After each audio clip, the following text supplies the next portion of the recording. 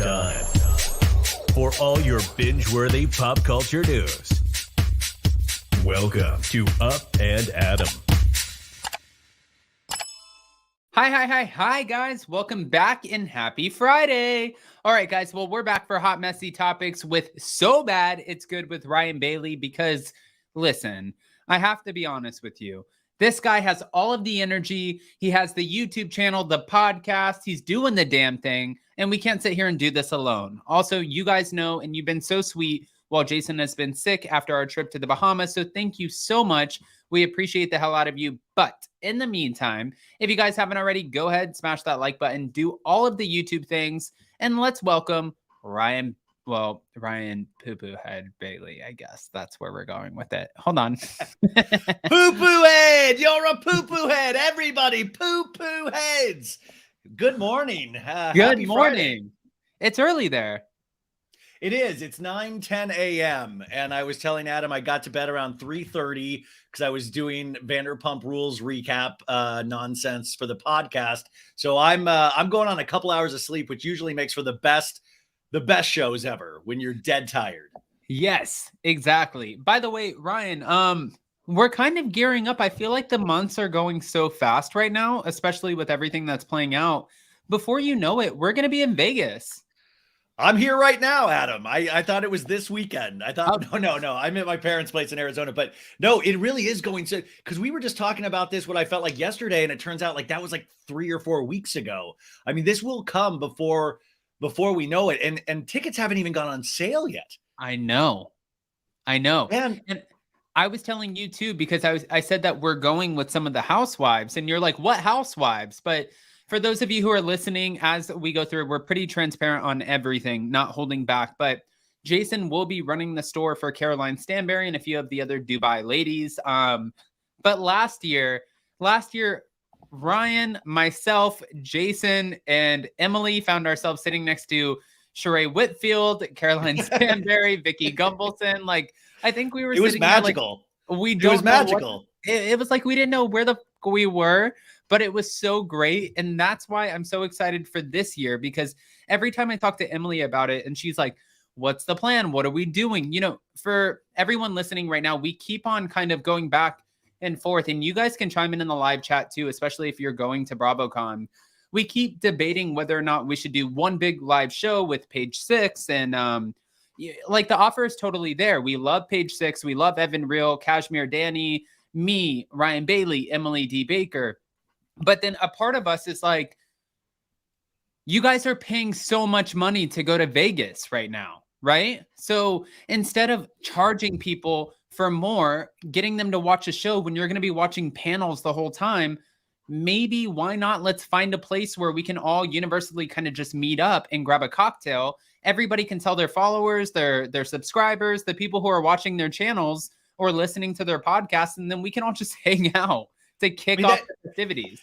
It is, it is so expensive, but that's the cool thing about Vegas is that it's so accessible to everybody. So even if you couldn't afford Bravocon one day, like you could do a meetup, everybody go to a nice, like there's so many great places to meet up in Las Vegas where you could have and by the way, those were the most magical parts of Bravocon was those events where we were all just hanging out. Like those are the things that I remember. Like Bravocon itself was awesome, but what I truly remember is hanging out with you. And I remember watching Jen Shah drop it like it's hot with Emily D. Baker. And that to me was something that I will never forget. She grabbed me and said, you got to see this. And she pulled me over to the side where Jen Shah entered. She wasn't even invited, entered, and she started like dancing. And Sheree Whitfield was like right next to her dancing as well. And I was like, this is the weirdest dream I've ever had. You're like, this is some other shit. Hey, Ryan, real quick. I don't want to sound ignorant to this, but everyone is saying sending love to your mom. Everything okay? Yeah, no, that's what I'm in Arizona right now. My mom, I'm not going to bring anything down, but my mom is dealing with some stuff and she has been for a while and she's hanging in there and I'm happy to be, I've been here for the last couple of weeks and I go back and forth from Arizona now a lot, but she's doing great. She's so tickled that this is how I spend my life. I made her watch Vanderpump Rules last week and I made my dad watch that as well. And they had a lot of thoughts about Sandoval. They were literally like, what's wrong with these people? So yeah, but she's hanging in there. You're like, oh, that's amazing. That's amazing. We always love our mama bears. And also you're like explaining to her, like, listen, mom, this literal shit show is why we keep on. When I tell you I have to go record. Yeah, no, she heard me screaming last night until 3 a.m. and I was like trying to be quiet, but I'm doing all these crazy voices. But she watched a long time ago and she said Sandoval has old eyes, which I don't even know what that meant, but she was like, I knew from the beginning something was wrong. Ay, ay, ay. Well, speaking Also, of Sandoval, Team Terry Maloney. I mean, can I just say really quick, Terry Maloney is the MVP. You're there right now with your mom, Ryan, because we love our moms. My mom is my absolute best friend. My mother-in-law also, like, I call her every morning at 6:30 a.m. I'm like always bothering her. And I'm like, I love you so much. I just want to tell you. And like all 7 emotions come out. And she's like, Jesus Christ, you're exhausting. And I'm like, I know, Janet, your son has to deal with me. I love you. She always says to me, she's like, you are the best son-in-law ever. I'm like, I'm the only son-in-law. But when it comes down to it, watching Terry Maloney entering the chat, and when she was trying to get, you know, a word in, and what, Terry, you're like, listen, I truly don't know. Each week, like, I can see what Sandoval's doing. Like, I can see all the lies he's doing. But Raquel, like, I don't even know, like, what would ever possess you to be rude to a mother? Like, no matter what. And, like, to say the things that she said, like, she goes, oh, my God. Like, Raquel was, like, saying, oh, like, it's like, dude, have some respect. You can say whatever you want, I guess, to Katie and Lala, like, at your own, you know, demise, but to speak against a mother and be disrespectful, truly, they, you know, Katie said, how were you raised? And it really let me, like, how was she raised? I mean, you're cheating one thing, but to be disrespectful to a mom, I mean, that just another nail in the coffin with Raquel. Jason made a great point too. Like, would you ever in your wildest dreams say that to Lisa Vanderpump? No. Oh, dude. And by the way, when the camera goes up, these people all of a sudden grow a pair of balls, because you would never do this kind of behavior sometimes if cameras weren't there. Like, by the way, I think I hear there were moments cut out of that where Sandoval told Terry to shut the hell up. Like Sandoval was like, dude, come on, dude. You don't understand, Terry. Like, he was like trying to protect Raquel in that moment. And it was just gross on top of gross. And it's like, Sandoval, you are not the arbiter of how people should treat other people at this point. I mean, no. Karen R. Well, Adam and Ryan, would your mom get involved? Yes. Yeah. Would she? I mean, well, I would have to like tag her in, but she would be raring to go if needed. But she would never create the issue, but she would actually, you know, she would show her feelings pretty quickly. My mom actually, guys, I said this to you on members only. My mom got into it with Tom Sandoval 9 years ago because she came to visit me. I was working at SIR, and she asked me, she's like, Adam, I love the show. It was season 2. And she said, do you care if am I allowed to go walk up to Tom Sandoval? And I said, Mom, he is a person. If he's not busy and he's not like pumping out drinks and you find a moment like a gap, yeah, go say hi. And she did. And he asked her, can you please get away from the bar? Like, go away. I'm not taking any photos. And he was so rude to her. And she walked over and she said, fuck that guy. I am not a fan of him. Like, she went nuts. Like, my mom lost it. And then later in the night, after I sent my mom home with my brother, Sandoval actually came up to me and he apologized. And he was like, dude, I didn't know that was your mom. I'm so sorry. Diana, who is the manager, came up and told me. I was overwhelmed. I have a lot on my plate. And in that moment too, I saw where, I mean, I would watch, Ryan, like watching where it was so physically difficult for them to do their jobs while having so many fans who were asking them about the shows or trying to take photos. Like, it really was a difficult position to be in. It was a very blessed position, but my mom simply just wanted to say hello. She didn't want to it wasn't like the go beyond and like, she wants to sit there and talk to you about the show. She just wanted to say hi. And my mom walked away like, fuck you. You're an asshole. Yeah. You never know. I mean, like, that's why you got to try. I mean, I know in those situations where you're starting to be famous, it's hard, but like, you just never know. You know, you just got to always try to treat people how you want to be treated. And I've, you know, like, I've failed at that sometimes, I'm sure, and everybody does, but it's just, you got to watch that stuff. It really, because it really affects people and they never forget it. No, I agree with that. I agree with that, which also brings me to my next thing, because I know that, yesterday we got the Vanderpump Rules reunion trailer. Ryan, we have to get into this because this, Yeah. let me just say, I was totally shocked by watching this trailer. I did not expect everything that came out. And also that, the way that Ariana handled herself, I was just kind of shocked. I was shocked that she was so composed and smiling at a Yeah. lot of the things. And to see Tom Sandoval look like a very meek version of himself, I was like, oh, Ariana, you're not only winning in life, you won this fucking reunion. Well, like I always said going into the reunion, it was going to be tough for Tom for multiple reasons. One of those reasons being whenever they do the reunion, Ariana would say, like, I've talked with Ariana about this, is that Tom is not amazing with his words. He gets, he stumbles a lot. His mind works too fast and he's not good. So Ariana would always be there to help complete his sentences, to kind of like help him express what she knows he's trying to express. So going into that, you already know Tom's at a disadvantage. But Ariana has never had trouble sticking up for herself or speaking. And I think she probably was nervous going in, or I knew she was. But then when she got there, I hear she eased into it really quickly once she realized how embarrassing they were starting to act. Is that they were not coming off well. And I think, that really got her confidence up throughout that whole period of time. But I mean, like, listen, it is going to literally be those three goofballs, Schwartz, Tom, and Raquel. Everybody else is just going to be dancing all over them. None of those guys are amazing communicators. I mean, Schwartz can like put a sentence together and he can try to be a little poetic about it, but they're just on the wrong side. And so I think you're going to get 3 episodes of just insanity towards them. I mean, deserve it insanity. No, I mean, even watching it too, like some of the photos of watching like Lala can't get out of her chair and like the rest of them, there was so much to look at. I'm even going to pull this up right now just to kind of share it with everyone. Let me see. Like in this moment, you see this guy just looks like totally defeated. And I love when Ariana looks at him and says, don't look at me. You don't deserve to look at this. She does this little hand motion. Like, you don't deserve to look at this. Yeah.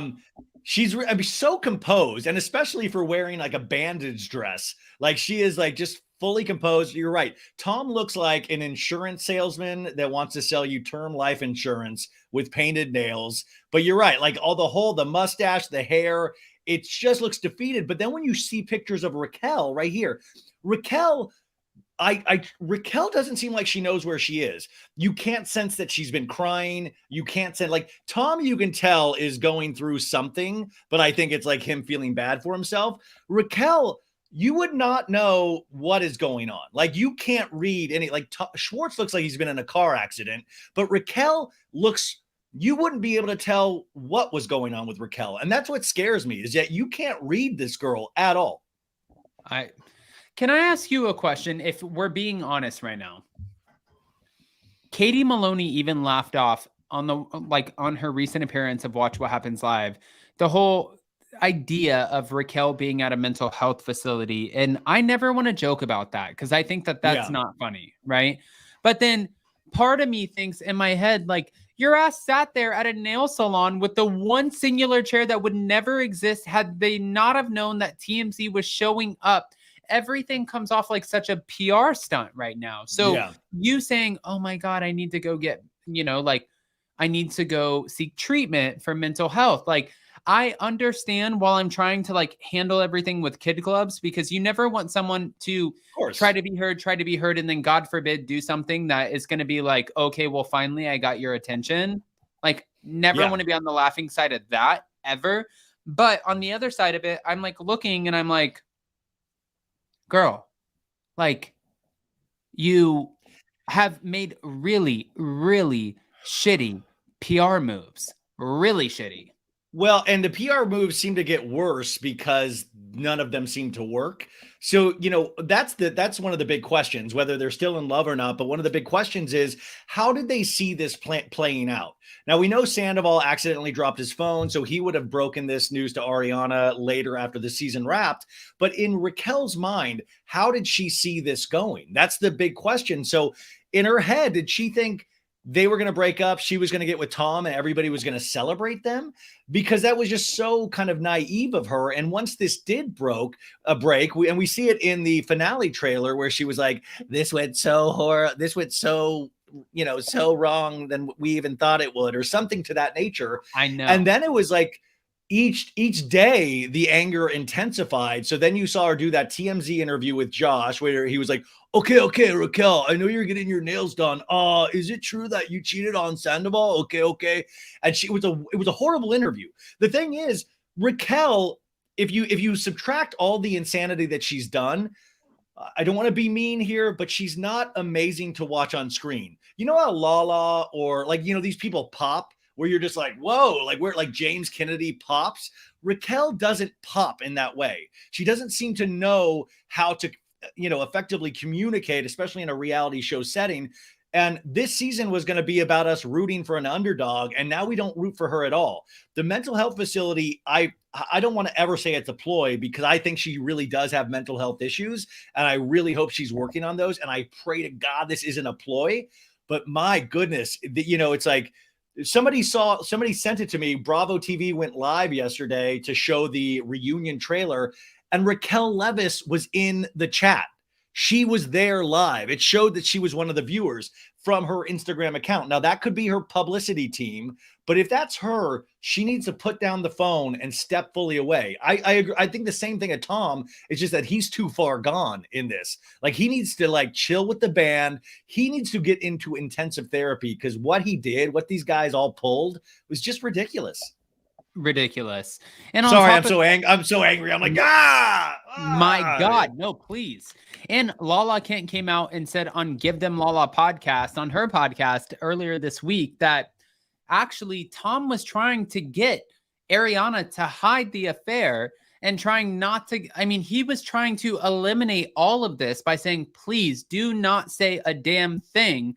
And Ariana was like, no, I'm going to message everyone right now while I'm feeling this way. And that's exactly what she did. But good for her. White House Correspondents' Dinner, Dancing with the Stars, Bloomingdale. It shows you. It's like, listen, there's always going to be 30% of the audience that completely loves mess, wants everybody to fight, wants really bad things to happen, because sometimes that's fun to watch. But the overwhelming majority really wants to get behind somebody. They want to believe in good people. That's why I've always said I was a huge fan of Tom Sandoval, because I was just so enamored with somebody that was out there doing these weird things like his band. And I truly thought he only had eyes for Ariana. And there was something that was so admirable about that. I'm like, wow, you're not like a douche canoe like some of these other guys. You're not out there cheating. And he was everything that I thought he wasn't. And for me, that was which is weird. I'm an old dude. Why should I but I was looking up to him, and it just shows you that that's ridiculous. But Ariana, she's really a great person to get behind right now. And that's not to say that Ariana's not going to have issues in the future. It's not to say that she's going to live a perfect life,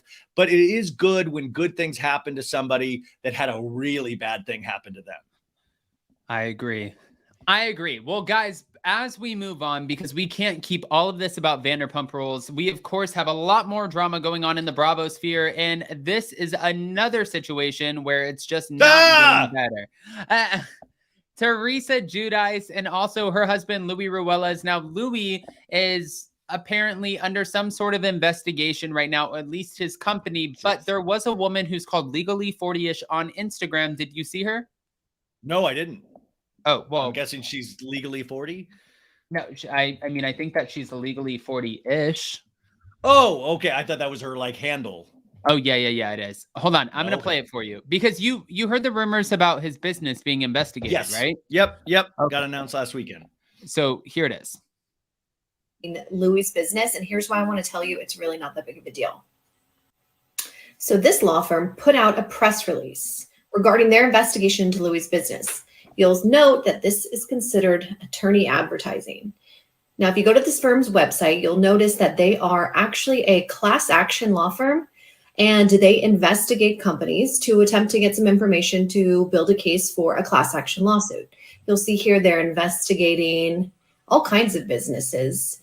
We've got Adidas, Allbirds, I believe Tesla's on here. So they're investigating all of these companies to potentially be able to bring a class action lawsuit. Call me when the FTC gets involved. Ay. So she's pretty much saying it's not that big of a deal. Ryan, I am going to push my dog out real quick while I go ahead and let you chime in on the conversation. Yeah, I mean, listen, with Louis, the thing with Louis that I could see this going a bunch of ways. The thing with Louis, though, even like we saw in the last episode and how we're going to see in the next episode, is that he does seem to have a little bit of an anger issue, and it's kind of like this mask that's slipping. We've also heard so many rumors about his businesses. That stuff will be proven in a court of law. I always find it interesting how Bravo celebrities, I'm always shocked that any Bravo celebrity will have a business that is not doing fair dealings if they know they're going to be on TV. It's like, make sure all of your business is on the up and up if this happens. But Louis has had to know, and I'm sure Teresa warned him, I would hope, that if you're going to go on Real Housewives of New Jersey, especially, you better have all of your stuff in order, because there are so many armchair social media detectives that really get so invested in Real Housewives of New Jersey in particular that you will, like, everything will come to light. Like everything, like we had the pizza ovens, this season. We had the rumors of his business. We had rumors of all his past girlfriends and wives. I mean, there is a mountain of things that they're trying to get at this guy. And that is going to slowly chip away at whatever facade Louis has put up there. And I don't know these things. And I like, these Jersey waters are really rough. Like, sharks are in the Jersey waters because people tear each other apart over this stuff.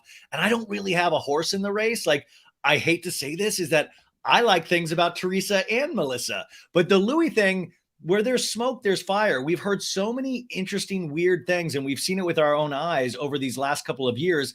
I think we all just want Teresa to be happy, but who knows? I never know when these people live these big lives, but they never actually seem to work. Like every time we see Louis on screen, he's out there making pizzas or something, you know? Well, and to be fair, everything that you're saying, yes, 100%, where there's smoke, there's fire. And then it's interesting because a lot of people were alluding to the fact that at the end of the season, with the way that the behavior was kind of being displayed, before we even get to the finale, either someone had to go, Teresa or Louis, or not Teresa or Louis, Teresa or Joe and Melissa. And they were supposed to pick up cameras later this month or next month. And now the Real Housewives of New Jersey have been put on pause because they don't know how the f are we going to film with all of these people. I mean, they're going to have the same situation, I think, with Vanderpump Rules, even though they're supposed to start picking up cameras, because how do you make this work?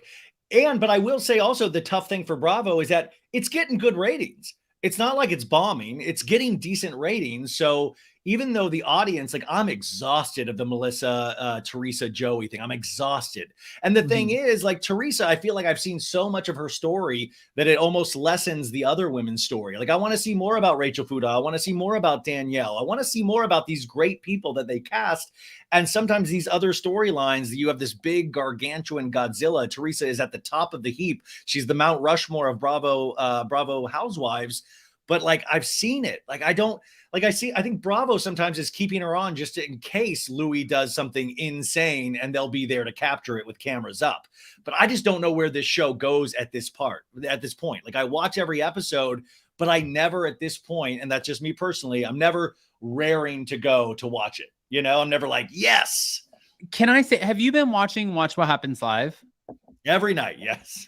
Okay, so I love it. Because you know that Andy's been promoting his new book, right?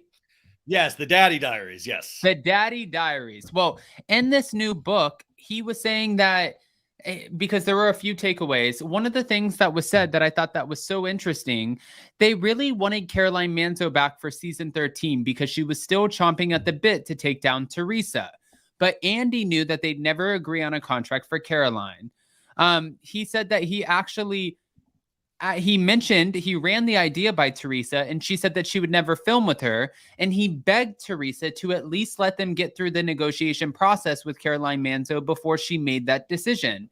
And I'm thinking in my head, because I've had Kim D on in the past, and Kim D says all the time that Bravo gives Teresa way too much pull. And this is like a moment where he's putting in his own book, you should not have to run this by Teresa. Teresa is the talent. You guys are the network.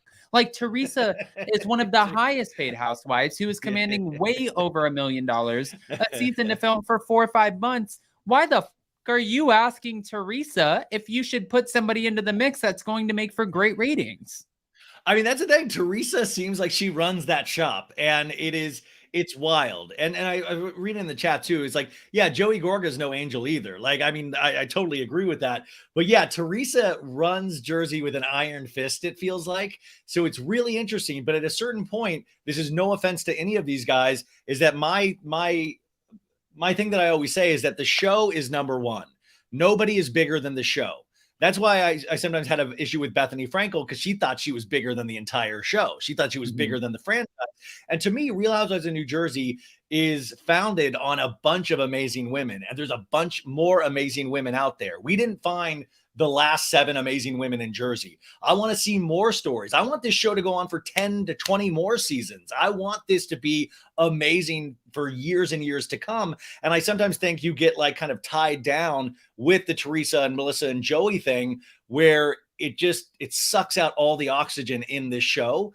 And you have these great people that I'm like, it's going to dip in ratings if you did make any big moves, but eventually it's going to be good for the overall health of the show down the line. Yeah, no, I agree with that. And you know what? One of the funniest things is that everyone keeps assuming that one of them has to go because they don't want to be around each other. They're not caving to be around each other. And Melissa has made that very apparent that she is not going anywhere. Going into next season, right now, obviously, we don't have a confirmed cast. Now, if you asked me, I would say that this entire cast was gold, that they would bring back everybody and they probably would not even entertain another person. They would probably just emphasize the stories on Danielle and Rachel and Jen Fessler. But I just wanted, before we move on, to pick your brain on that. Just in terms of do they need new people? I mean, if you could see what casting looks like for next season and how they're all coming into it, do you think anyone's demoted? Are they promoted? Is there somebody who's going to be out? Listen, I think solid ratings are going to be where you kind of read everything. The show got really solid ratings, so they can do another season of this. I just think they risk turning off the audience even more if, for any reason, they do a Melissa, Teresa, Joey storyline. But I think that's the rough thing. How do you not do that storyline if you film with all of these people? It's a really, really tough decision because right now, like I said, I feel like I'm watching one long extended season that's happened over these last 6 seasons. So do you do another season like that? At the end of the day, it's still going to sell advertising time. I just don't know how exciting that's going to be continuing for the audience. But yeah, these new people, I forgot Jen Fessler earlier. I want to see more of their stories. I like the dynamic when they're all getting along. I even like how they fight. Rachel Fuda and Danielle, they're good at jumping in there. They're good at fighting. They're good at these things. And they don't have the emotional baggage for the audience that the other ladies do. So it's really, to me, that's where the future is. And I hope we get to see a little bit more of them. They both have great families to follow. But people with Jersey, especially, since we've had Teresa since day one, we are so attached to this. So that's sacrilege to ever think about Teresa leaving. But at some point, are we going to wait till Gia becomes a full-time cast member? I mean, that's where are we headed with this? That could happen. I mean, and on top of this too, what's so funny is now the twats are involved. 2 T's. Oh, yes. Freddie Mellencamp, yes. Freddie Mellencamp and Tamra Judge are now involved in the conversation because they had Caroline Manzo on, which Teresa thought was so incredibly disrespectful to Tamra's good friend, Brandi Glanville. Now, Teresa, this all started when she was on my channel with Melissa Feaster, her co-host for Namaste Bitches. And I asked Teresa, I said, how does your Bravo-inspired podcast compare to other Bravo-inspired podcasts like 2 T's? And she was like, well, they're shit stirrers, right? And I was like, girl, I did not say that. You said that. And she's like, no, I said it. They're shit stirrers. And lo and behold, exactly what I thought was going to happen, Ryan. Literally after this dropped, I looked at my phone, went on Instagram, and boom, there is a message from Tamra Judge. I'm like, okay. Tamra and Freddie, they are on top of it in terms of they are always listening for their name. And it's just, but you, by the way, come on, let's be real. The Twats podcast is a tea stirring. It's a pot stirring podcast. It's not a hard news podcast. Tamara loves to get messy. And by the way, Tamara, like Freddie Mellencamp should be really thankful that Tamara came on board, because Tamara makes that podcast, but it is centered around us talking about whatever drama, because they usually get one of those house. By the way, talking about Bravocon, I remember watching Freddie and Tamara dance around that upstairs room, just getting information from people. Like, you know, Teddy was out there acting like she was like Walter Cronkite or something. And I'm like, don't say anything to her. She's going to use this in a podcast. Like, I don't know why anybody says anything to them anymore, because that's going directly on their show. Because that's where all the Jen Shah stuff happened that weekend as well in Tamara's room. Listen, and I've asked Tamara, like, Teddy has ripped me a new ass on Instagram. Does Teddy scare you when does that happen? No, my God. I think that Teddy, honestly, like, I'm going to keep it PG for you guys. I think that the whole persona of Teddy on the show or any other platform except for her podcast is extremely laughable. But I do love what she does with the podcast, and I love how successful the podcast is. You can't sit there and joke about those numbers, because they're definitely hitting them, and they're killing it. But when she messages me and she's like, you know, Adam, I feel like there's hypocrisy. And her and Tamara said to me, I feel like you make it look like we're always constantly stirring shit. And I'm like, yes. Yeah, girl, both of you, girls, ladies, twats, whatever you want. Like, you are definitely stirring shit. You guys literally get paid to stir the shit.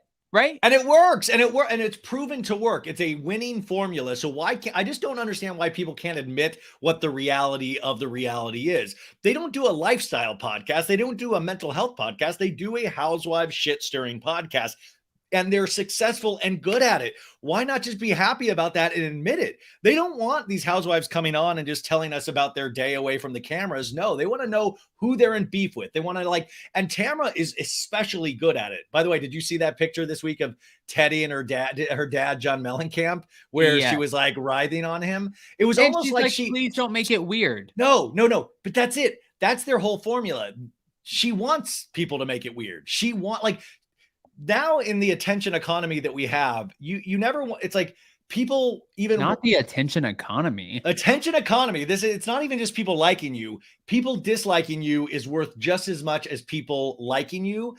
And it's like why people show up to Tom Sandoval's shows right now. Like, I would want to be liked somewhere, you know, and it bums me out when people don't, but like, now it's just as valid for people to dislike you because they're still interacting with you. And every one of Teddy's posts seems like she wants us to like go against her. Yeah, no, I agree with that. And even when she was talking to me, I asked her, I said, Teddy, I think that we can agree to disagree on this conversation. You think that I'm being a pot stirrer, but I think that is the very platform that you have built for yourself, is stirring the pot. So instead, since you're sitting here schooling me, why don't you make me understand in a live chat on my channel for everyone? Like, let's not call me out in front of everyone. I can't just end the live. I'll look like an asshole. So just at least call me out and let's have the conversation. And every time I bring that up, she's like, no. But I think the reason why it's a fat no is Tamara cannot do press right now because of the Real Housewives of Orange County. We get that for her. But for you, Teddy, you're not booked and busy anywhere. You're not nobody has your ass on the roster for shit. You can do whatever you want. The reason you don't want to do it is because you need Tamara Judge to sit there and clean up the shit behind you, because you say something and she elaborates, and then it's almost like you're planting a seed. It's literally like you guys took a page. You hate Lisa Vanderpump so much, but she paved the way for you. She gave you the blueprint because she is the queen of puppeteering someone who is not necessarily the smartest to navigate a storyline on their own. And Tamara has the ability to, Teddy is like, should we say this, Tamara? We should. Oh, okay. Okay. Yeah. I don't know if we should. We might have to edit this part out. I don't know. Yeah. It might be too intense. But by the way, the housewives are built on shit stirs. It's not a bad word. It's if you admit it, just admit it. That's what this show is. And that's okay. Like I said, if I am successful about something, you'll hear me sing it from the rooftops because I'm so proud. Be proud of it. Like, there's tons of shit stirrer podcasts out there that don't do any kind of numbers. Like, they are successful. Be happy with that. But don't act like you're some hard news podcast when that's just not the reality of it. Plus, the Housewives show, like I said, we celebrate shit stirrers. Tamra is a shit stirrer on the OC, and I'm sure she's going to be one again this season. We celebrate her for that. Lean into that. Don't fight against it, because I don't know what you're fighting against. But I do think it's funny that Tamra convinced Andy that the Twats Pod wasn't a shit stirrer podcast. Remember, she was like, I don't know if they, doesn't she do a podcast like bad mouthing the Housewives? And Tamra was like, no, not at all. But it's like, that is what she does, and that's why it's going to be so amazing to see how they handle talking about the OC this season, because it's like Teddy talking about Beverly Hills last season. It's just not. You're not going to get a 360 viewpoint because she's so ingrained in her actual friends in that cast. When I see a DM from Teddy, I'm like, literally, it's my face. I'm like, oh, fuck me. Yeah. Like something. What did I do?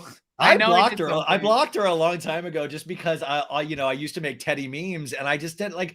I didn't want to have ever a conversation. And Tamra. I like Tamra a lot. I think she's really talented at what she does.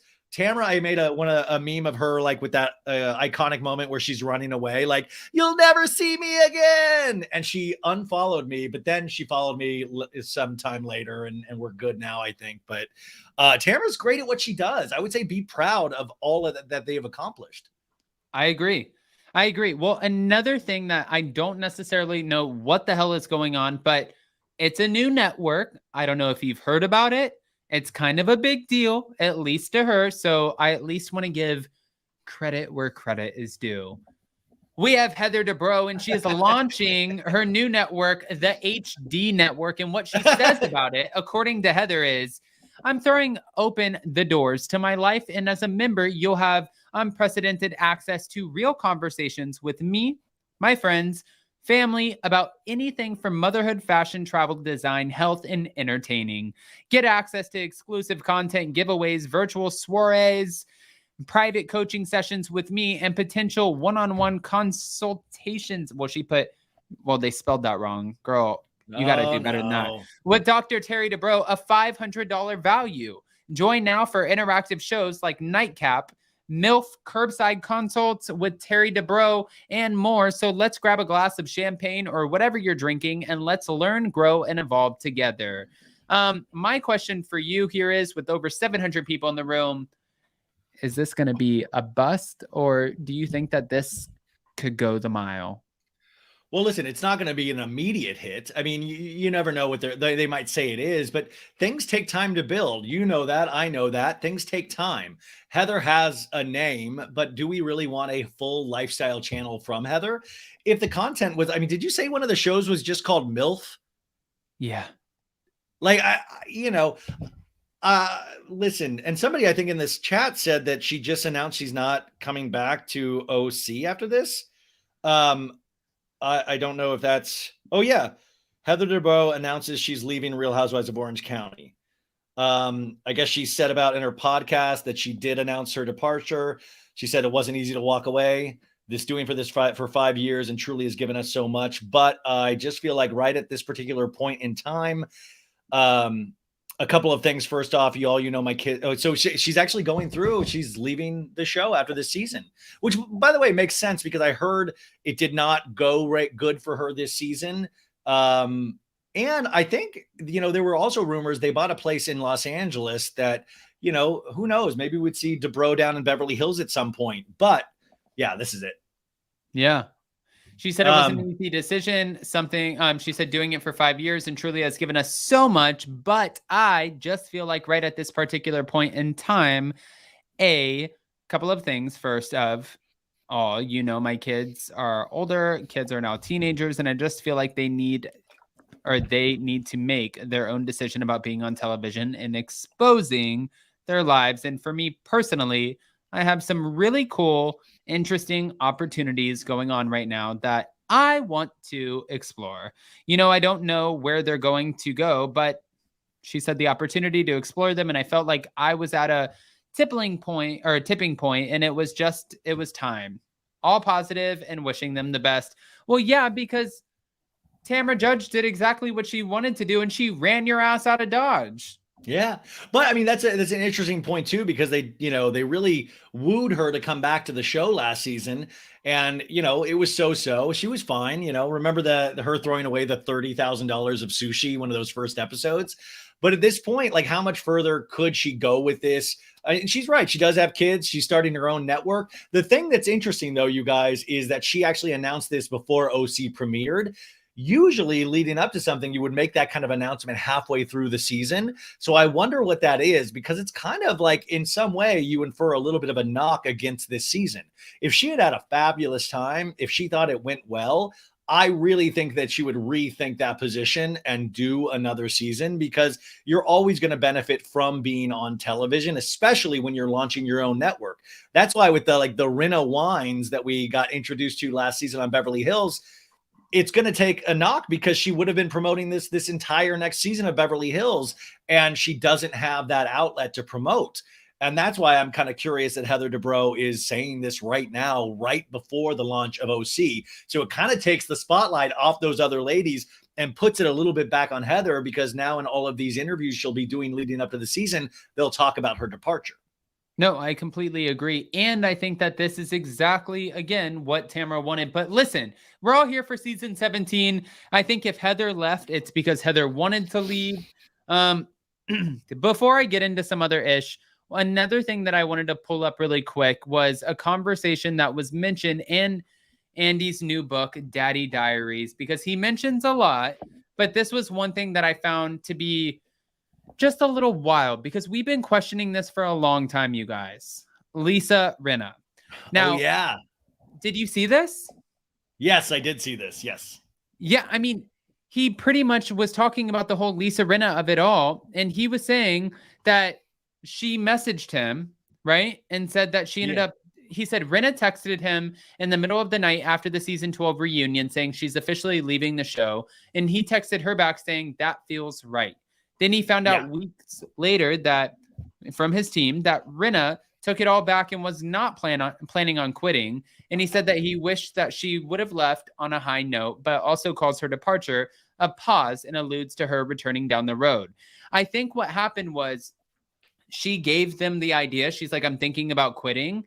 And then that's all you needed. And they were just like, we're going to pull the plug, because still to this day, she's like, I did not get fired. I quit. And I'm like, girl, that mortgage and the second mortgage and Ronald announcing the third mortgage, your ass didn't quit, because we all love some money, and you were willing to even promote diapers on a fucking network to get some money. Well, I mean, with Rinna, it was really interesting. And by the way, Andy also kind of inferred that it was like she kind of saw where the season was headed, and like the fans' reactions and all of that stuff, is that he thought she was getting ahead of it, which was kind of smart, because they were probably going to have to make that tough decision to let her go. But her saying that is that kind of classic thing of like, wanting somebody to be like, no, don't go. No, we need you. We need you. And Andy was like, feels right. But I do love Andy, and Andy keeps it really diplomatic all the time, is that, it's a pause, maybe down the line. But Rinna, like anybody, should really watch. It's like Bethany Frankel, you would notice her doing the same thing, is that stop bad mouthing the network. Like, listen, nobody goes against the family. And in this case, the family is Bravo. We can all have disagreements with Bravo because we watch it on a weekly basis, but don't go against the family. And if Rinna, do not bite the hand that restarted your career. I mean, I just think that is really bad form. And the more you do it, the more it chips away at Andy ever considering taking you off pause. And also in Daddy Diaries, he talks about Nene never coming back to Atlanta because it just went too far. But the Rinna thing, it's classic Rinna for her to make a statement, kind of, I think, wanting to be like, no, we need you. And at that point, it was time. I feel it was totally time. It was the right time for her to step away. But it's really fascinating to hear what Andy has to deal with. I mean, just think about that. Think about all of these powerful women having your number and like middle of the night texting you, I'm quitting the show. That's going to be insane to wake up to every day. Yeah. I think I would be like, well, this. I'd be like, no, we are done. We are done. Another thing that I wanted to kind of pick your brain on for a second is we obviously know for the Real Housewives of Atlanta, even though she made a cameo this season, but she is not a part of the show. Kim Zolciak not only got a $1.1 million invoice from the IRS, but she also filed for divorce, which actually Kroy filed first. Ryan, what is your takeaway from this? I mean, this is very real from everything that I'm hearing. This is not like a way to shelter money, because what money would they be sheltering at this point? I hear this is real. Shit. Yeah, no, I hear this is actually very real. It's kind of sad. And I think, I hear that, I mean, we have proof that Kroy filed first. It seems like this potentially could get messy. And Kim is somebody that always likes to use whatever media she can. So if I would be thinking in like Kim's head, I think we're going to see a lot of like negative stories about Kroy pretty soon. Who knows? And also I think Brielle and stuff, they're bound to reveal something on some Instagram live at some point.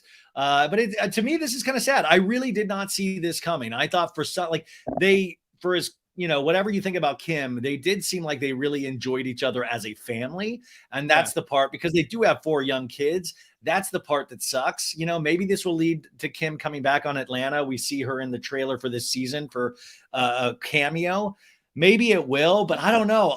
Like this, especially, I was thinking about, would I want to see Kim back on Atlanta? And I'm like, what do I want to see her dating again? Do I want to see, it'll really depend on all the facts that are about to come out, but they do have a very heavy tax bill as well. And I don't know how that's all going to be paid.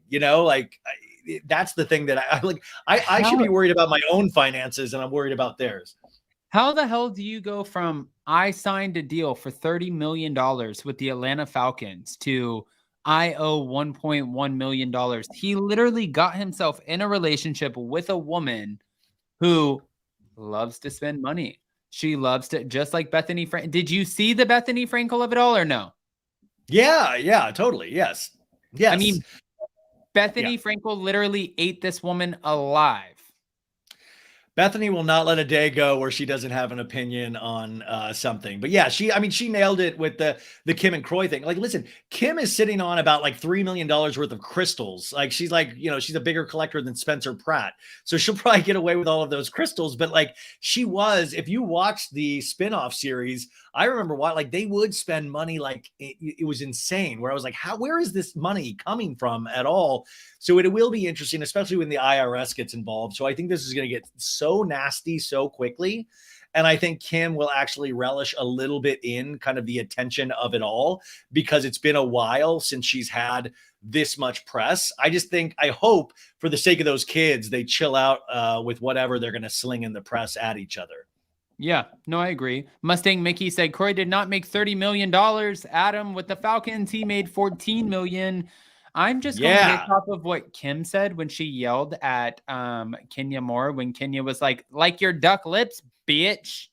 So just to be fair, these were not my words. These were Kim's words. I'm not in their finances. I am not sure. What I know is I've never seen a quarter of $14 million, let alone $30 million in my life. So I'm not the first one to judge. What I do know, though, is if I had $14 million, I would not be owing the IRS $1.1 million, because I would be a little bit more smart with my money. Well, I was going to say 14 million. What's that after taxes? But then I realized they don't pay their taxes. So it was like, okay, yeah, that's the 14 million. Yeah. That's fucked up, Ryan. That's below the belt. Yeah. By the way, you know what? I will side with Kroy. What I heard is that Kim did not stock pins and batteries, that Kroy always had to be the one to buy pins and batteries for that household. Just like Tom Sandoval. Dude, Ariana never buys pins and batteries, dude. Can I just tell you, what did he say? What was the thing? He said, he was talking to Schwartz, and he goes, no, dude. It was before that. He said, I not only love Ariana, I work on our love. You work on your love by what? Sticking your penis somewhere else? Yes. What are you talking about? He's like, I find ways to shelter my penis elsewhere. I never worry Ariana with that. But it was like 2 guys, Schwartz and Sandoval, with one working brain between them. Schwartz is like, does she ever do anything for you, dude? No, dude, no. She never makes me a dumpling latte, dude. Never batteries or pins, no paper towels. I don't have toilet paper to wipe my butt with. I have to buy that stuff. Like, it's so funny. It's like he really made the point of like, all of a sudden. Oh, I always do them with a lisp because if you Okay. if you listen very closely, there's a tiny lisp that he has. I just really exacerbate it for the Okay. podcast I do. But if you'll start hearing it, like start listening for it, it's there. It is very much there. But yeah, like to Tom Sandoval, to these guys. Sorry to get back on this, but women seem to be people that will have sex with them and do things for them. Like that's what they want. That's what women are there for them. And if you don't give that to them, Tom will go cheat on you. And I think that's how he's made that point. Do you know one of the questions that I get all the time about Tom Sandoval? And I love that subscribers and anybody who reaches out to me, they always want to know the same question because they know that we had Tom on the live show, the one that you were at Spilling Tea Live LA. And then I worked at Tom.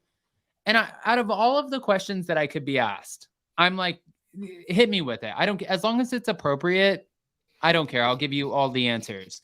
It's always, does he smell like shit and smoke? And I'm like, what the kind of question is that? Like, are you asking me if he's a smelly dude? And the answer is, honestly, I don't know, guys. I never sat there and just like took a whiff of Tom Sandoval. I've hung out with him.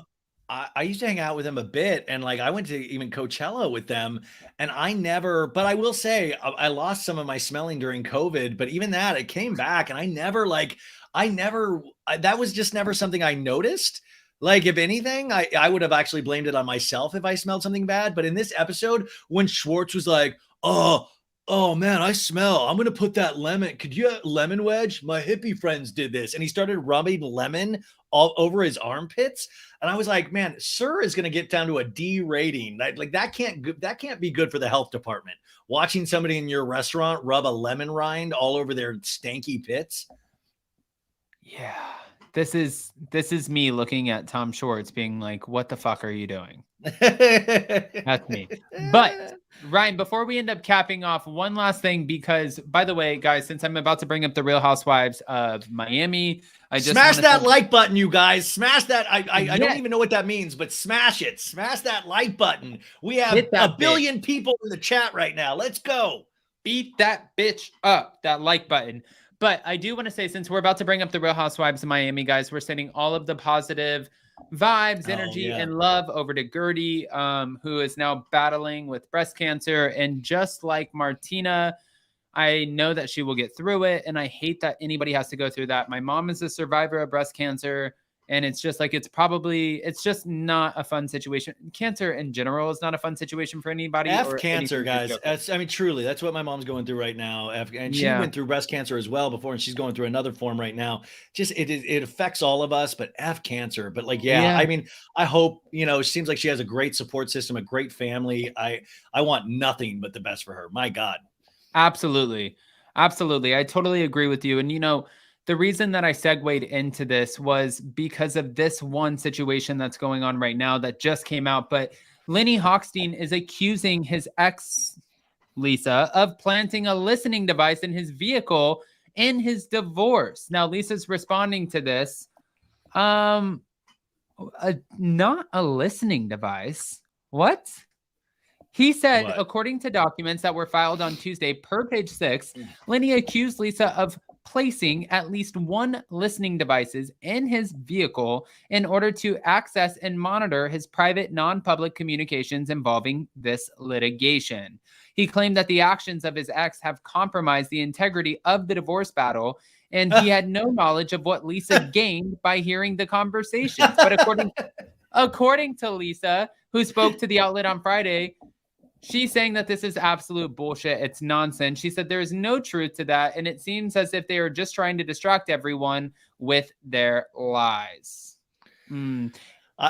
The integrity of the divorce, like you've ruined the integrity. Like that is like a double misnomer. Like the integrity there is like, and by the way, Lenny loves a hot mic moment. So like, God bless that Lenny's wising up to even know when he's being recorded. Cause this guy's revealing crap when he doesn't know that he's secretly being recorded all the time. You should sue Bravo if you're going to sue anybody. My God, this guy is a true dork. And like, yeah, nobody should be planting listening devices, but this like, dude, You're the one that cheated. It's just like Sandoval. It's just like Schwartz. All of these men just think they can like railroad women and just think that it's like, oh, that's totally fine. You know, that they're the total bad guy. They ruin some of these women's lives completely. And I'm not saying that Lisa's like an mate, like all this stuff, but they ruin these women's lives. And then they complain because all they want is a lesser support payment. All they want to pay is less and less and less because he has some new young chippy that he's going to eventually 20 years down the line, like throw away, or she's going to throw him away. It's all just soulless. It's soulless. It's all about money. It's not about family. And it really is sad. And this Lenny Hochstein, he got off easy this season, even though we all know he's a D-bag, but he just doesn't seem to care. His priorities are so out of whack. You know what's so funny is I met Lisa at Bravocon last year, and because I live so close to them, I live an hour away from all of the Miami ladies, right? I've had multiple conversations in the past. I love that, by the way. I've had multiple conversations in the past with Katharina Mazeppa, who is Lenny's new woman. And she's like, hey, babe, you want to go to dinner? Hey, babe. And I'm like, I'm like almost like one of the mean girls from that movie with Lindsay Lohan. I'm like, oh my God, that is social suicide. I could not. I was so upset last season when there was that Daily Mail article that Larsa was hanging out in the same club. And I was like, they better not be together, which by the way, Larsa, you just never know which way she's going to go. Like, would she do it for the storyline? Would she do it for the scene? But this girl should be alienated. Like this girl, I mean, really, truly, truly seems like a horrible, horrible person, just like a social media influencer at their worst. And at the end of the day, just a fan. But like, that's the thing. Like these men, they turn their heads so quickly for something younger, a better model. I mean, we even see it like with Raquel. We see it across the board. Us men, we make the same mistakes again and again and again. Our brains don't work properly sometimes.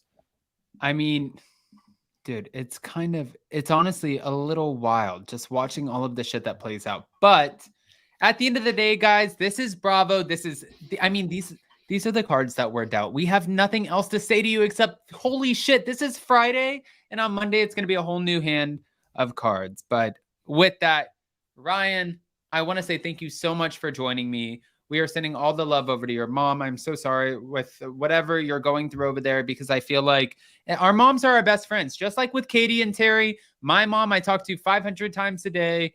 We're sending you all the love, man. And don't forget, Mother's Day is this Sunday, you guys. I mean, some people might have forgotten. Make sure you remember, and love to everybody that actually is not with their mom anymore. But also to the men out there, you're poo-poo heads, poo-poo heads. You're all poo-poo heads. But yeah, I hope everybody has a great weekend. It is one of those, when you get to the weekend, you're just like, oh my God, what's going to break news-wise over the weekend? And Friday afternoons are always a very important time to pay attention to, because a lot of news usually gets dropped. And so I always get nervous on Fridays.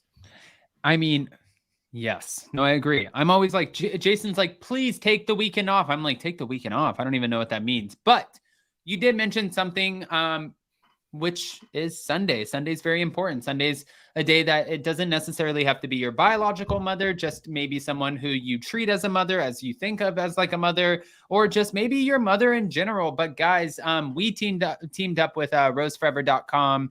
You guys can go over, check them out. They have the best roses. Thank you for reminding me, Ryan. All of the roses last for over a year, and they are always amazing. We probably have maybe 6 bouquets in this house right now. And my mom tried to take one of my bouquets, and I was like, not this Mother's Day, Henny. But you can go to roseforever.com, and when you go to make your purchase, use code Adam25 for $25 off your purchase. And make sure you get the pink ones and the white box, because those are my favorites, or the clear acrylic box, because I'm a psychopath and I love like the modern shit. Anyways, I love you guys. Ryan. Oh, wait, real quick. No, please. We're not anywhere near Adam, but go subscribe to my YouTube channel. So Bad It's Good with Ryan Bailey. You know, obviously it's much sillier than Adam. You know, he does the hard news reporting, but go over there, give me a follow on YouTube. We have the reunion trailer recap coming out today. We had the full 3-hour recap of this week's episode. That's insane. We have tons of videos with Bravo celebrities, Summer House, Martha's Vineyard cast. And then on Instagram, I'm So Bad It's Good with Ryan Bailey. So check all of those out, but we're just still getting our footing on YouTube. So check us out over there sometime. And Adam, as always, I would, you know, I would only do this for you. You have the best people watching you. I always say that every time. Truly, thank you for allowing me to be part of your community. You guys are all really great and really nice people. My God, you're the best, Ryan. So as you guys can see, when he's saying so bad it's good with Ryan Bailey, the handle for Instagram is right here. But I did, just because also Ryan is working his ass off to grow the YouTube channel and the community, which you guys know it's so free. I mean, it's so bad it's good that it's free. Just smash that like button and just show some love, guys. The subscribe right here. Boom, boom, boom. And then smashing the like button. All you have to do is go click on a video. I'm going to pause this one just so I don't get in trouble. But once it loads up, you can click the like button right here. It is absolutely free. I'm not signed in over here, so I'm an asshole. So I'm not liking the video today. But my point is the point is just, it's free, guys. Yeah. Go show Ryan some love. And Ryan, thank you. Seriously. Thank you, guys. I really appreciate it. And have a great weekend, everybody. Happy Mother's Day. Absolutely. Bye, Ryan. Bye, We'll see you guys. next time.